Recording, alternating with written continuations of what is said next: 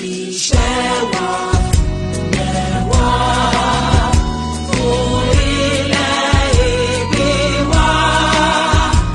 Àgbéga, àgbéga, àgbéga fàyè rí. Ìgbàgbọ́ wa ni pé láti bẹ̀rù làbọ̀ mọ́. Ká ṣiṣẹ́, ká ṣiṣẹ́, ká ṣiṣẹ́. Nigeria's all I'm proud to serve as suffering motherland. You are iṣẹ́ wa múlẹ̀ wá fún ilẹ̀ ìbí wa. Àgbéga, kàgbéga, àgbéga fàyè rí.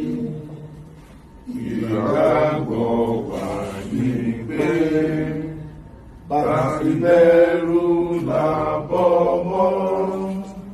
Ká ṣiṣẹ́, ká ṣiṣẹ́, ká ṣiṣẹ́, ká jọlá. Ìṣọ̀kan àmìnira ní ẹ jẹ́ ká máa lépa.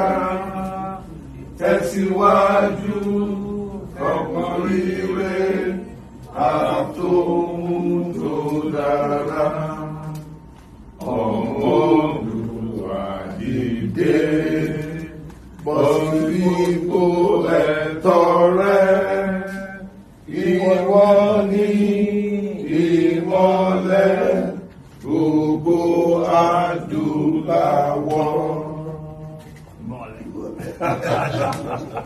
Thank you very much. We are starting yet another Southwest Governors Forum meeting, and I'm happy that all my brother governors have made out time for this very critical meeting. See, they all took this meeting very, very seriously. That's why there's no representational. Everybody is here present to advance the cause of our region and to discuss things that are germane and important to all of our 6 states.